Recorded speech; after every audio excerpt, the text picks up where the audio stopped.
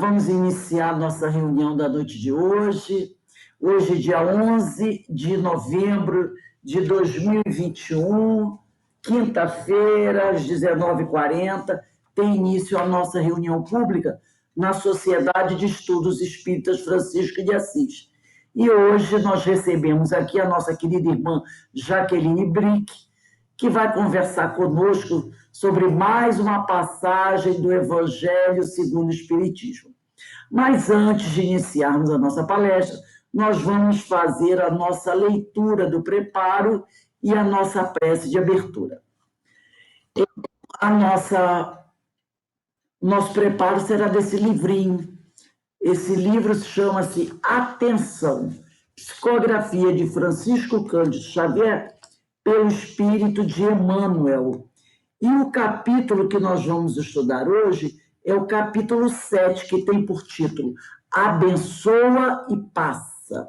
Diz assim o companheiro Emmanuel: não basta recear a violência, é preciso algo fazer para erradicá-la. Indubitavelmente, as medidas de repressão mantidas pelos dispositivos legais do mundo são recursos que a limitam. Entretanto, nós todos, os espíritos encarnados e desencarnados, com vínculos na Terra, podemos colaborar na solução do problema. Compadeçamos-nos dos irmãos envolvidos nas sombras da delinquência, a fim de que se nos inclinem os sentimentos para a indulgência e para a compreensão. Tanto quanto puderes, não participes de boatos ou de julgamentos precipitados em torno de situações e pessoas. Silencia ante quaisquer palavras agressivas que te forem dirigidas, onde estejas, e segue adiante buscando o endereço das próprias obrigações.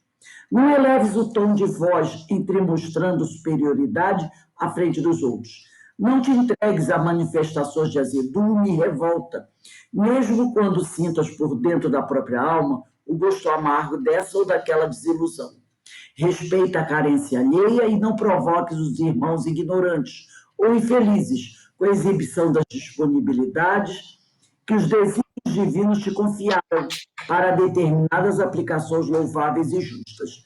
Ao invés de criticar, procura o lado melhor das criaturas e das ocorrências, de modo a construires o bem onde estiveres. Auxilia para a elevação, abençoando sempre. Lembra-te, o morrão aceso é capaz de gerar incêndios calamitosos e, às vezes, um gesto infeliz de nossa parte pode suscitar nos outros as piores reações de vandalismo e destruição. Assim, envolvidos pelas palavras que o nosso irmão Emmanuel nos dirige nessa lição maravilhosa, vamos agradecer a Deus, agradecer a Jesus, essa oportunidade de aqui nos encontrarmos para mais uma noite refletirmos sobre o Evangelho do Senhor.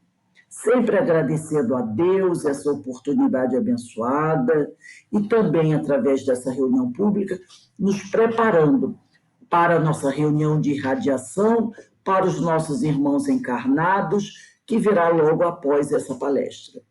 Senhor, abençoa-nos. Derrama a tua luz sobre cada um de nós, sobre os nossos lares, sobre os nossos familiares e amigos, sobre nossas casas espíritas.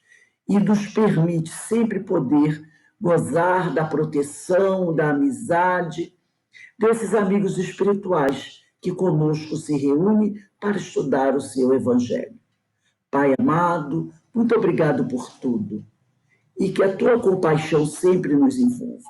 E assim, te pedimos amorosamente que nos permita dar por iniciada a nossa reunião da noite de hoje. Graças a Deus.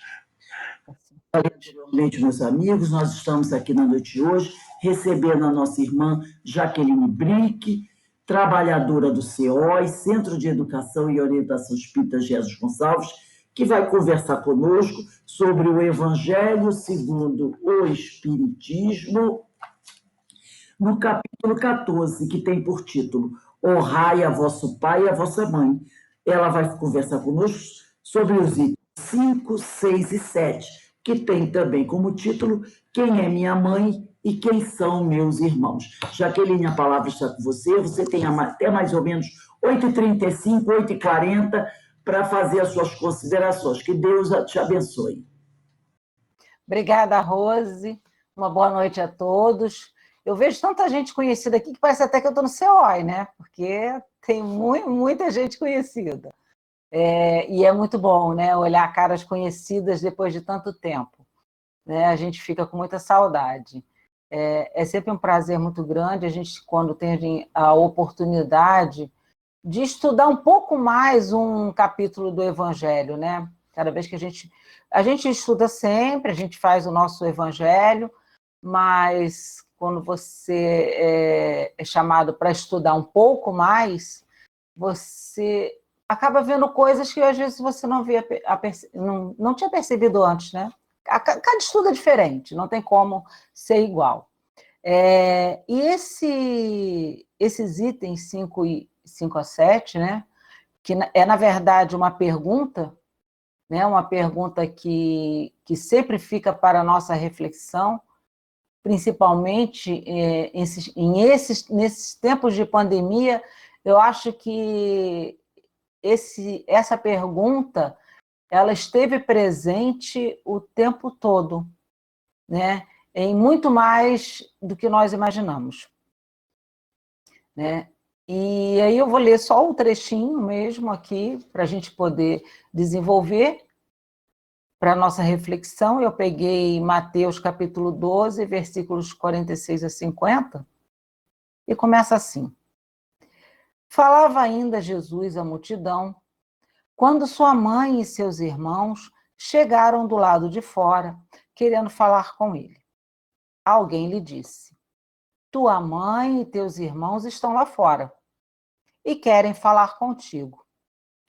Quem é minha mãe e quem são meus irmãos?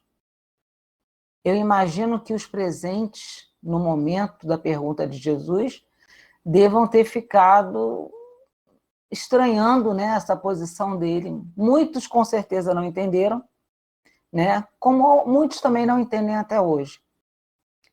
Perguntou ele. E, estendendo a mão para os discípulos, disse, aqui estão minha mãe e meus irmãos. Pois quem faz a vontade de meu Pai que está nos céus, este é meu irmão, minha irmã e minha mãe. Nós podemos dizer que esse trechinho, com certeza, gerou muitas polêmicas. E naquela época, principalmente. Porque se até hoje, né, para aqueles que pensam de uma forma um pouco diferente acerca, principalmente, das parábolas e alegorias de Jesus, compreender que ele não estava se desfazendo dos seus irmãos, da sua mãe, dos seus irmãos, necessita de um estudo bem aprofundado. E, principalmente, de conhecer o perfil do Jesus daquela época, Jesus enquanto encarnado. Vamos deixar um pouco de lado o espírito superior de Jesus. Vejamos apenas as atitudes dele daquela época. Jesus era infinitamente bom, infinitamente justo, né? Então, de forma alguma, ele colocar, desdenhar dos seus parentes é uma coisa aceitável, vindo daquele personagem, daquela época, Jesus. Como o espírito superior que nós conhecemos, como nosso irmão maior, como nosso mestre, é totalmente inconcebível que ele tivesse uma atitude dessa forma que não fosse direcionada a um aprendizado maior, né? Então, nós estudamos algumas referências em alguns livros, e no Evangelho Redivivo, no livro 2, no estudo interpretativo do Evangelho segundo Mateus, da FEB Editora, no item 46, os verdadeiros parentes de Jesus, eles colocam assim, Os ensinamentos do mestre, no tocante aos seus verdadeiros parentes, foi motivo de muita discussão no passado, uma vez que nem sempre foi possível compreender a lição que Jesus nos transmitia, os laços espirituais de fraternidade entre os seres humanos. Então, vamos refletir. O que Jesus queria dizer? O que ele estava mostrando é que a família, ela não se restringia somente à família consanguínea. Ao contrário, a família, ela é muito maior. Ela se estende a toda a humanidade. Porque o que realmente prevalece são as nossas afinidades, são os nossos laços espirituais. Porque qual é a nossa pátria verdadeira, senão a pátria espiritual? Não é verdade? Então, ele estava se referindo à família espiritual, porque temos duas famílias. Temos a nossa família consanguínea, enquanto encarnados, e temos a nossa família espiritual, que é formada pelos espíritos afins, né? Quantos, dentro da sua própria casa, não conseguem se relacionar de forma harmoniosa com aqueles que são seus irmãos, seus pais, né? Seus parentes consanguíneos? E que chega lá fora, consegue encontrar em um amigo a mesma amizade, o mesmo amor que teria sido dedicado a um irmão e muitas vezes teria sido dedicado a um pai, a uma mãe. Então, Jesus quis aproveitar aquela oportunidade, porque ele realmente não deixava passar nenhuma oportunidade de ensino, e colocar para aqueles que estavam à sua volta que todos eram a sua família, porque todos eram irmãos, porque todos somos irmãos. Mas imaginem vocês a dificuldade que não foi para, naquela época, isso ser compreendido.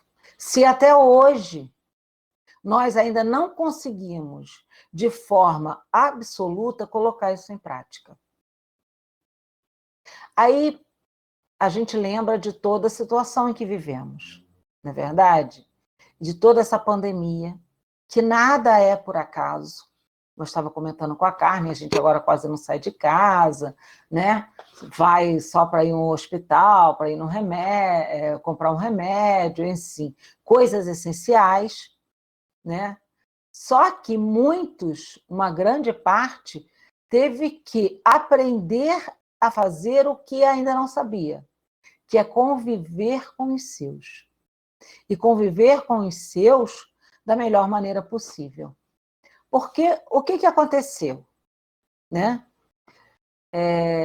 Quem trabalhava fora, alguns, né, os que infelizmente não perderam os empregos, mas que conseguiram manter seus empregos, muitos foram trabalhar de home office, ou seja, foram obrigados a ficar em casa.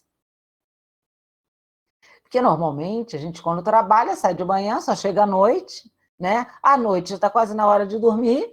Então, qual é o nosso convívio familiar? Nos fins de semana. E dependendo nos fins de semana, um tem uma atividade, outro tem outra atividade.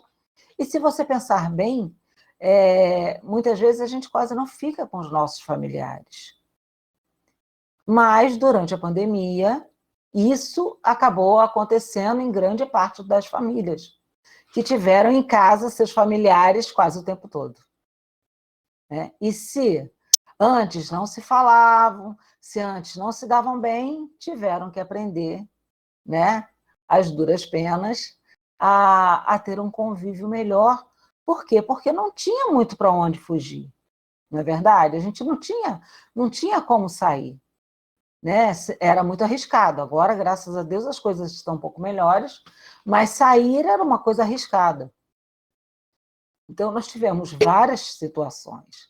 Aqueles que já não conviviam bem e tiveram que, na verdade, encarar os seus problemas e dar outras soluções, e aqueles que conviviam bem, mas quase que não se falavam, né? Não tinham quase um diálogo, e com certeza conseguiram ter um desfecho melhor durante a pandemia, né? Então, tudo tem o seu lado positivo e o seu lado negativo. Nós não podemos olhar essa situação que estamos vivenciando só da forma negativa. Perderam-se muitas vidas, com certeza, muitos casais se separaram, mas devemos sempre acreditar que tudo é para um bem maior. E que Deus, em sua infinita bondade, sempre está direcionando as nossas vidas. Então, tudo tem o seu propósito, a sua hora, o seu momento, né? Então, nós temos que ter isso em consideração. E esses momentos sempre foram muito bem aproveitados por Jesus através do cotidiano, né? Através das coisas do cotidiano, onde ele aproveitava, né, as coisas simples para poder dar o seu ensinamento de forma até que esse ensinamento ficasse melhor fixado, não é verdade? E vamos continuar aqui nos nossos esclarecimentos. Aqui Jesus começa a pregar a fraternidade universal. A despeito dos laços transitórios do sangue, somos todos irmãos, filhos do mesmo Pai, que é Deus. Não importa a cor, a raça, a religião, o credo político a que cada um pertence. Estas coisas são transitórias e deixam o espírito logo que desencarne. Também são transitórios os laços consanguíneos. Pela desencarnação, estes laços se desfazem, permanecendo apenas os laços da afeição e da simpatia que unem os espíritos uns aos outros. No mundo espiritual, nossa verdadeira pátria, não há pais, mães, maridos e esposas. Há apenas irmãos, filhos de Deus. Um dia, com certeza, e estamos encaminhando para isso será a nossa realidade, onde vamos encarar a todos como irmãos, sem fazer distinção.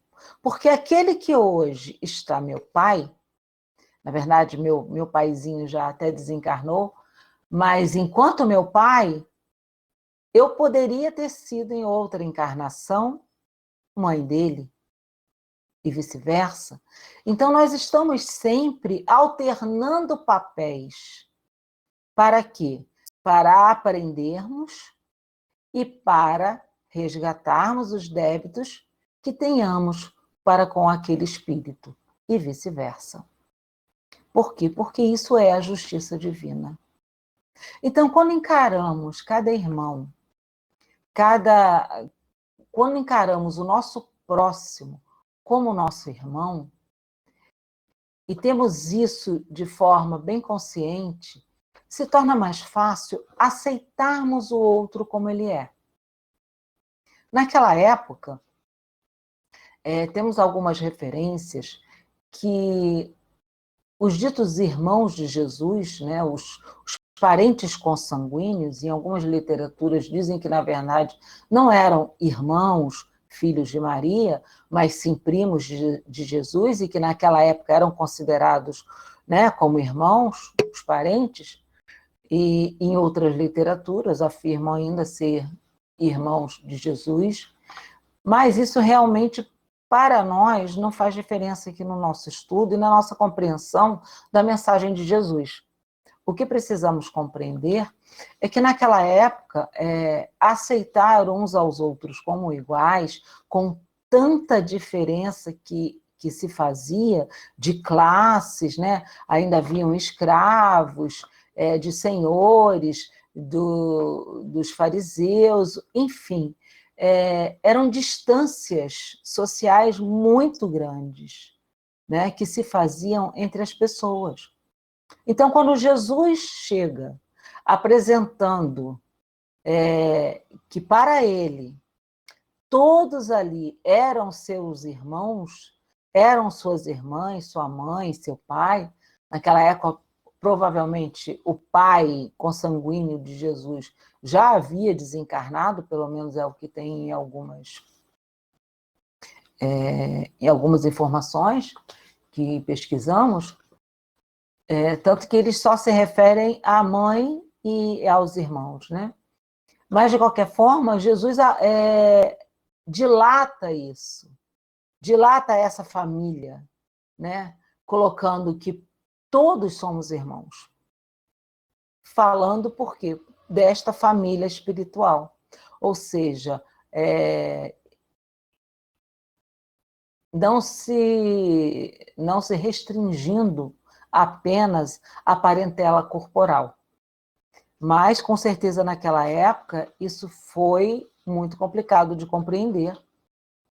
E os irmãos que já não o compreendiam, já não aceitavam muito bem ele, tanto é que nós não temos nenhuma referência de algum irmão, né, ou algum parente desse, que o houvesse seguido. Até mesmo Maria não o compreendia na sua totalidade. Ela sempre foi uma mãe amorosa, né, mas, na verdade, ela não entendia a fundo a missão dele. Tanto é que também não há referências de que ela houvesse seguido o filho durante, né, os poucos anos em que ele esteve evangelizando o povo. Né? Nós só temos referência de Maria nesse momento e na hora derradeira do desencarne de Jesus. Né? E Kardec vem também nos trazer a explicação dessa fala de Jesus, colocando dessa forma. Singulares parecem algumas palavras de Jesus por contrastarem com a sua bondade e a sua inalterável benevolência para com todos. Ou seja, é impossível, né, para quem conhecesse o Jesus daquela época e hoje, com o conhecimento que temos, né, desse espírito superior, acreditar que essas palavras tivessem outro sentido que não fosse ministrar este ensinamento. Né? Não tem como a gente pensar de outra forma, tratando-se de Jesus. Né? Os incrédulos não deixaram de tirar daí uma arma, pretendendo que ele se contradizia. Bom, naquela época nós sabemos que os fariseus, os doutores da lei, estavam sempre cercando Jesus, né?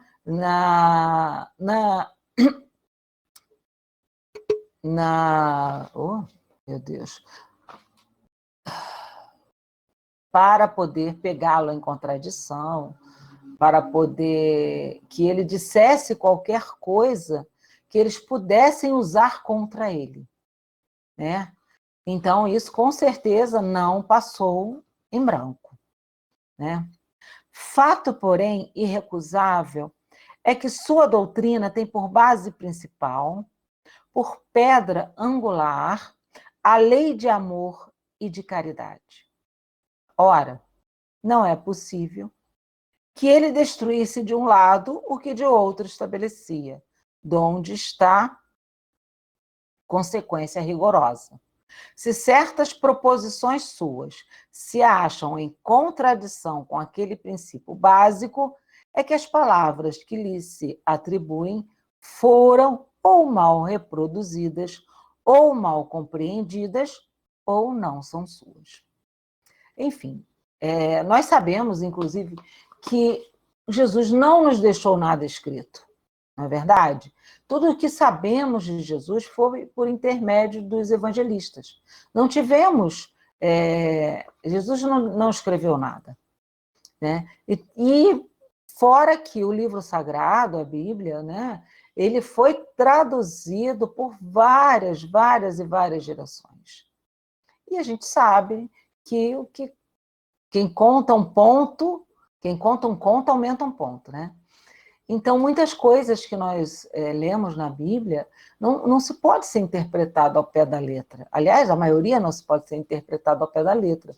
Nós precisamos tirar dos ensinamentos de Jesus aquilo que está lá no espírito da palavra. Não é verdade? Se até hoje muitas coisas para nós ainda são de difícil compreensão, nós precisamos cada vez mais refletir sobre esses ensinamentos, né? Então, temos que trazer sempre para a nossa realidade. O Evangelho de Jesus, ele é atemporal. Por quê? Porque ele, em cada período da nossa vida, ele vai estar sempre atual, de todas as formas. Essa parábola, quem é minha mãe, quem são meus irmãos, ela é atualíssima. Até hoje, nós nos debatemos com o quê? Com o preconceito. E teríamos preconceito se considerássemos o outro nosso irmão? Teríamos melindres em relação ao que o outro é ou deixa de ser? Perdão. Se o considerássemos nosso irmão, e se tivéssemos pelo nosso irmão aquela consideração verdadeira, porque muitas vezes, até por um irmão consanguíneo, nós não temos a consideração, a compreensão, a paciência, a tolerância que deveríamos ter. Então, isso é para refletirmos. Essa pergunta de Jesus é para refletirmos. Gente, eu vou pedir que vocês me perdoem se por um acaso acontecer qualquer coisinha, porque eu tenho um gatinho aqui em casa que eu não consigo prendê-lo. Só um minutinho.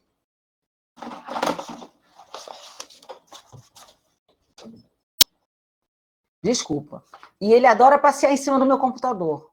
E eu não consigo prender, porque se eu fechar a porta, ele arranha de uma tal forma que é uma barulhada danada. Então, eu tenho que deixar ele solto aqui no quarto. Tá? Então, vocês me perdoem. Então, eu tenho que, de vez em quando, eu tenho que colocar ele para o chão, porque ele quer ficar aqui em cima da mesa. Tá? Desculpa a interrupção. Então, o que acontece? Cada vez que eu estava estudando, né, esse capítulo, me vinha sempre isso à memória. Sempre me vinha essa reflexão. Como enxergar o outro como meu irmão? Como a gente faz para aceitar o outro com todas as suas diferenças, com todas as suas imperfeições, como meu irmão, independente de raça, credo, religião, partido político?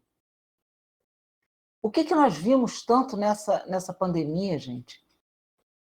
Né? Como nós tivemos pessoas se degladiando, vamos colocar assim, por diferenças de pensamento, por diferença de partido político, por diferença de crenças políticas, né? Sem levar em consideração o essencial, que é o bem-estar do outro. Em contrapartida, também tivemos muitas pessoas que nunca tiveram a oportunidade, talvez, ou nunca se movimentaram para ajudar o outro, movimentando várias pessoas, né, para poder auxiliar aqueles que perderam muita coisa, né, que ficaram desempregados, que não tinham nem o que comer. Então, nós tivemos nessa pandemia exemplos assim maravilhosos de como fazer para considerar, para aceitar e para olhar o próximo como nosso irmão. Para não restringir o nosso amor, não restringir a nossa boa vontade, não restringir a nossa tolerância, a nossa paciência àqueles apenas que estão ao nosso lado. Que, na verdade, muitas vezes é mais fácil, né, em algumas ocasiões, nós termos essa tolerância, essa paciência, essa boa vontade com aqueles que não são da nossa família, né?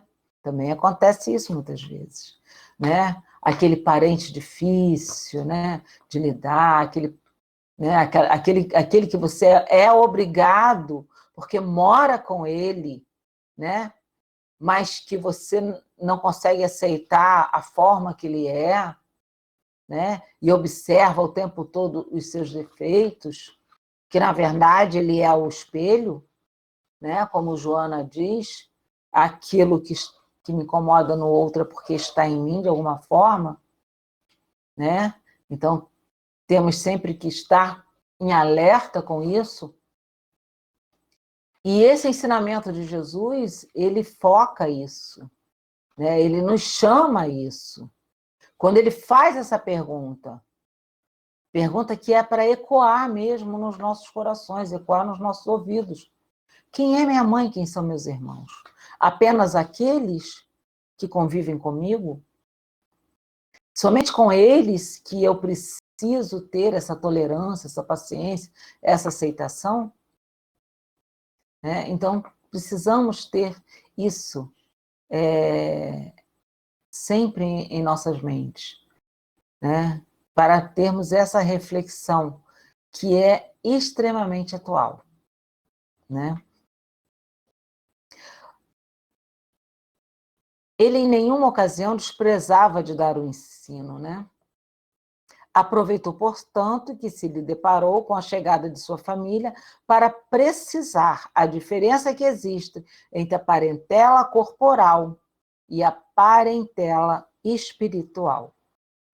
No livro O Espírito Emmanuel, no livro O Codificador, O Consolador, da psicografia de Francisco Cândido Xavier, na pergunta 342, ele nos ensina o seguinte: a resposta de Jesus aos seus discípulos, quem é minha mãe, quem são meus irmãos, é um incitamento à edificação da fraternidade universal. Ou seja, ele está nos chamando a termos consciência dessa fraternidade universal, dessa necessidade. O Senhor referia-se à precariedade dos laços de sangue, estabelecendo a fórmula do amor, a qual não deve estar circunscrita ao ambiente particular, mas ligada ao ambiente universal, em cujas estradas deveremos observar e ajudar fraternalmente a todos os necessitados, desde os aparentemente mais felizes aos mais desvalidos da sorte. Por que esses aparentemente mais felizes? Porque encontramos muitas pessoas que vivem de uma felicidade aparente, mas que, no fundo, têm todos os seus conflitos, assim como todos nós, porque somos imperfeitos, não é verdade? Todos nós somos imperfeitos. Não podemos dizer, porque eu sou melhor nisso, eu sou melhor naquilo. Todos somos imperfeitos. Se não fôssemos, não estaríamos aqui, não é verdade? E se somos imperfeitos, precisamos aprender a conviver com a imperfeição alheia. Ou seja, da mesma forma que eu quero que o outro me aceite como eu sou, eu preciso aceitá-lo como ele é. Mas, acima de tudo, compreender que todos somos filhos do mesmo Pai. E que hoje estamos numa posição e amanhã poderemos estar em posições diferentes. Hoje eu sou filha, amanhã eu sou mãe, eu sou pai, eu sou tio, eu sou primo, eu sou amigo, não é verdade? Porque já fomos, já vivemos em todas essas posições. em todas as nossas encarnações. E a parentela espiritual, eles são ligados, os espíritos são ligados, as famílias são formadas por aqueles que têm afinidades, né? Então, e ela é formada antes, durante e depois da nossa encarnação. Então, temos que ter isso sempre em consciência. De que aqueles que estão convivendo comigo hoje, nós devemos sempre prezar pelo melhor convívio, por fazer sempre o possível, tudo que estiver ao nosso alcance, para que tenhamos convivido com amor. Não só com aqueles que estão na nossa casa, que são a nossa parentela consanguínea, mas com todos aqueles que estão à nossa volta. Porque não sabemos o dia de amanhã, né? E nada daquilo que fazemos aqui, que seja contrário às leis de Deus, fica sem o devido acerto. Então, se não acertamos agora, com certeza teremos que acertar na próxima. Então, precisamos aproveitar essas oportunidades, não é verdade? E continuamos aqui com mais alguns trechinhos, né, de algumas obras para o nosso estudo. E temos aqui Vinícius, no livro Nas Pegadas do Mestre, em A Família de Jesus, ele interpreta da seguinte forma: eloquentíssima lição. Os laços que verdadeiramente ligam os seres entre si na constituição da família não são os da carne nem do sangue, mas sim os do espírito. Os laços da carne e do sangue são contingências da vida terrena, ou seja, precisamos encarnar, precisamos de pais biológicos, precisamos, né, de ter pais que nos gerem, precisamos daqueles que nos eduquem, nos deem pelo menos os primeiros passos para que continuemos na vida, né? Então, isso faz parte das contingências da vida terrena. Afrouxam-se com o atrito das paixões, rompem-se no momento da morte.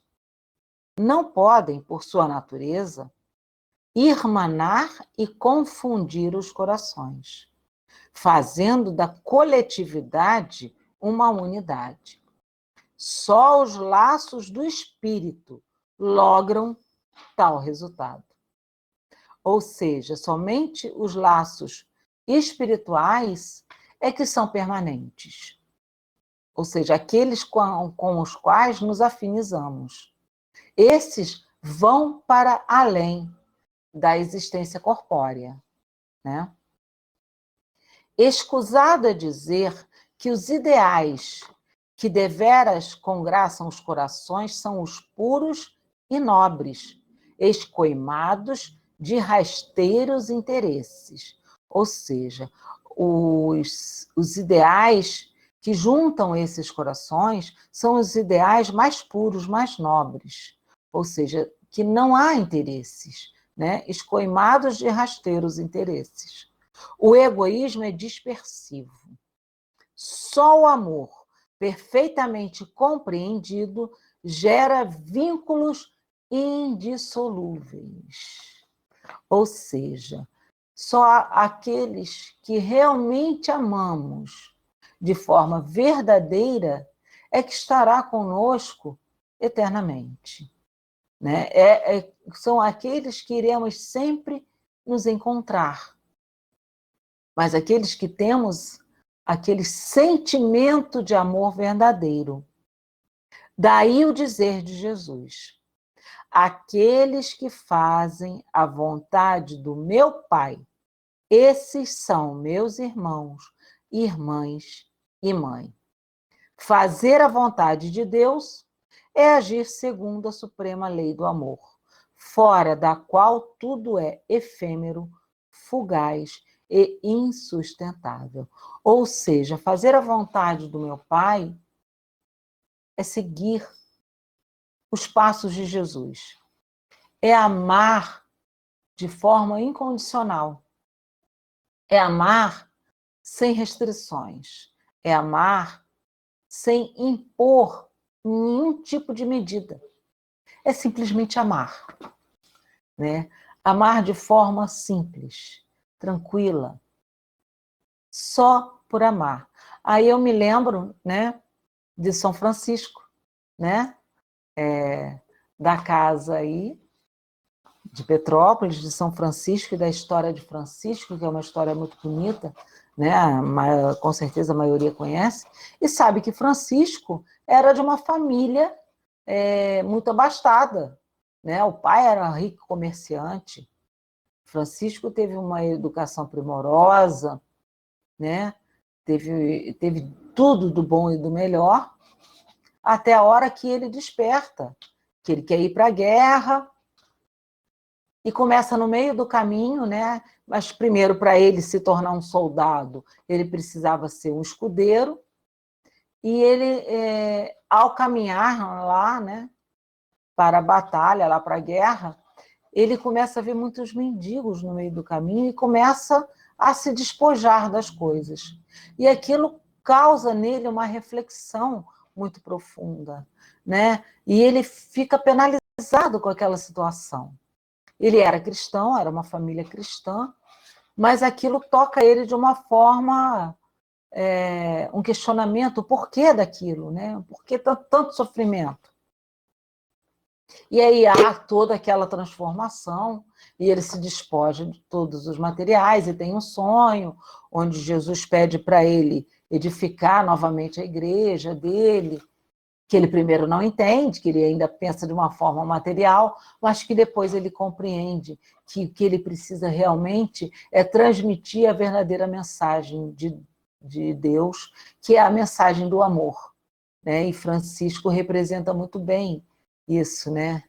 Amar para ser amado, né? A oração de São Francisco é maravilhosa, e ela reflete bem, muito bem, isso que Jesus passou, quando deveríamos considerar a todos nossa família, né? Amar para ser amado, compreender para ser compreendido, né?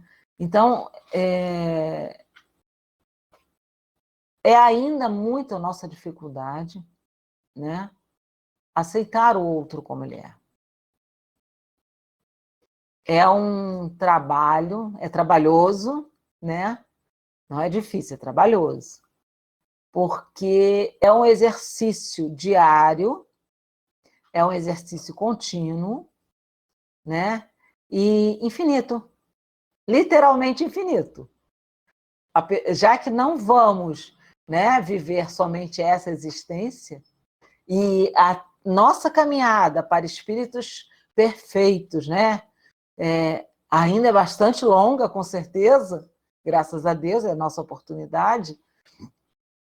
Então, ainda temos muito que aprender, muito que exercitar. Então, é um exercício eterno aprendermos o que é esse amor verdadeiro, né?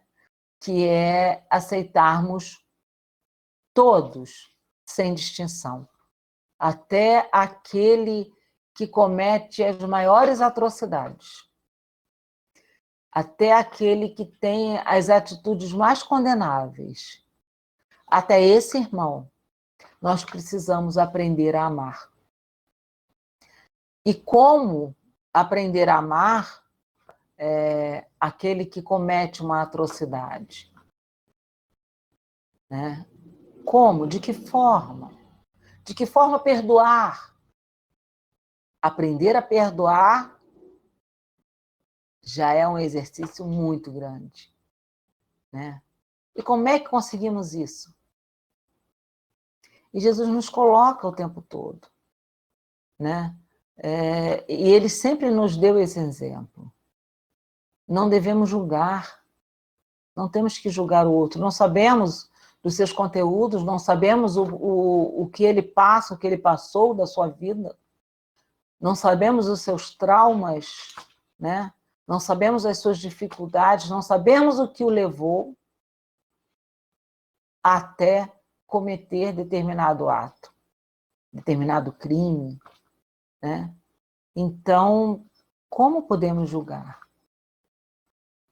Uma coisa é certa, independente do que o nosso irmão tenha feito, Deus também não o desampara. Ele o aceita igualmente como irmão, como filho. Ele o aceita da mesma forma que nos aceita, sem nenhuma distinção, com toda certeza. Então, isso é algo para termos em mente e estarmos sempre refletindo. Se Deus Pai, na sua bondade infinita, não faz distinção, quem somos nós, ainda tão restritos, né? Ainda com tantos melindres, com tantas dificuldades, quem somos nós para julgar, para condenar, né? Para dizer o que é certo, o que é errado, se nós mesmos ainda estamos num aprendizado, né? Então não temos essa capacidade, não temos essa moral que Jesus tinha. E ainda assim, ele nunca julgou, ele nunca criticou, né? Ele apenas dizia, né, para a pessoa: vá e não peques mais. Né? E vamos continuando. No Evangelho segundo o Espiritismo, né, nós lemos o seguinte: os laços do sangue não estabelecem necessariamente vínculos entre os espíritos. O corpo procede do corpo, mas o espírito não procede do espírito, porque o espírito já existia antes da formação do corpo. Não é o pai que cria o espírito do seu filho, apenas lhe fornece o invólucro corpóreo,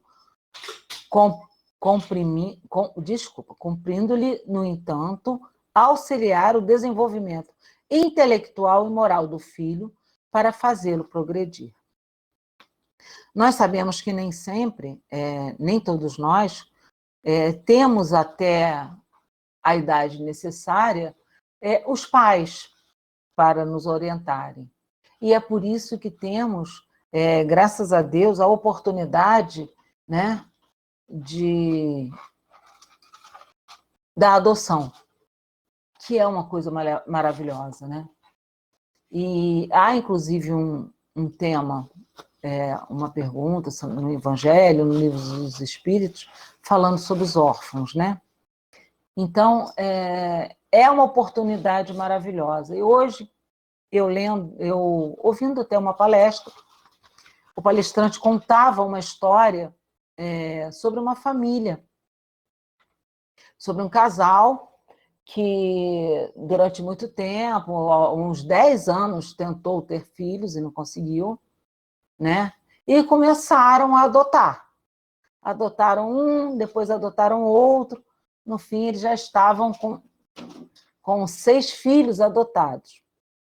O 6º filho tinha algum tipo de deficiência, algum tipo de problema.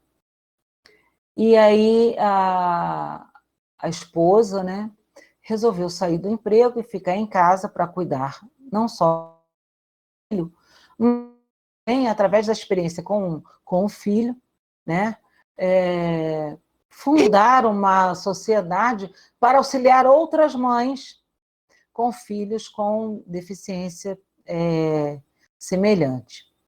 Então, nós vemos aqui um casal que não se limitou a adotar apenas uma criança, mas adotaram 6 crianças, e ainda, em função, né, de ajudar uma delas com uma grande necessidade, ainda fundam uma organização para ajudar muito mais crianças e mães. Então, nós vemos aí como funciona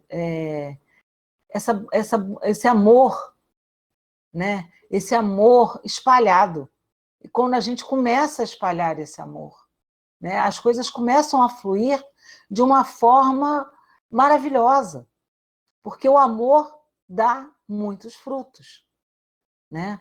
O amor, ele contagia. Então, o que nos falta para abrir cada vez mais os nossos corações e distribuir esse amor? Esse amor desinteressado, esse amor sem pedir nada em troca, né? Esse amor que nos foi ensinado por Jesus. Então, o estudo de hoje, ele nos chama principalmente a essa reflexão.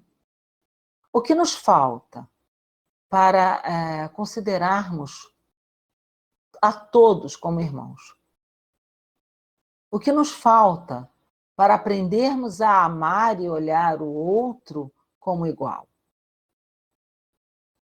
Então, essa pergunta de Jesus, quem é minha mãe, quem são meus irmãos, depois a afirmação dele dizendo que minha mãe e meus irmãos são todos aqueles que estão à minha volta, são aqueles que fazem a vontade do Pai, ou seja, aqueles que seguem a lei do amor, que obedecem à lei do amor, né? É a pergunta que impera nesse momento que vivemos, que deve imperar para toda a nossa vida, mas principalmente neste momento, onde tantos irmãos perecem de muita dificuldade. Há pouco tempo, Bira, né, como a maioria conhece, o presidente da nossa casa, essa semana, ontem, acho que foi ontem, ele colocou um vídeo da fila das pessoas que recebem a Bolsa Alimentação, né, que o COI dá todo mês. Gente, era muita gente. Era muita gente. Então, nós imaginamos que cada um daqueles irmãos tem as suas dificuldades ainda maiores dentro de casa, que aquilo ali resolve uma coisinha muito pouca, né? Então, que a nossa contribuição de todas as formas, não só a contribuição material, mas a contribuição do nosso tempo, né? Do nosso ouvir, do nosso sentir, a nossa empatia, na verdade, precisa ser cada vez mais exercitada, né? E cada dia mais compreendendo que somos todos iguais, somos irmãos, filhos do mesmo pai, não há diferenças, né? Precisamos fazer cair o muro das diferenças. E assim como Francisco de Assis, amar. Amar para sermos amados. Compreender para sermos compreendidos. Porque não há outra forma de viver. Meus queridos, eu agradeço a oportunidade e cada estudo nos traz sempre muita alegria no coração, porque o Evangelho é o nosso estandarte, o Evangelho é o nosso guia, né? Jesus é o nosso mestre, e somente através dele podemos nos sentir plenos, nos sentir completos, exercitando esse amor e refletindo sempre na melhor forma de cumprir esta lei de amor. Muito obrigado, uma boa noite a todos, né? Fiquem com Deus. Nós agradecemos a nossa irmã Jaqueline por essas lindas reflexões, que todos nós possamos pensar sobre isso que ela disse, mas não só pensar, buscarmos colocar em prática, como Jesus nos ensinou. Então, Jaqueline, um beijo no seu coração, tá? E que Deus te abençoe. que possamos sempre aqui contar com as suas palavras, suas reflexões, seu conhecimento. Para encerrarmos a nossa reunião, eu vou pedir para a nossa irmã Ana Brito fazer a nossa prece de encerramento.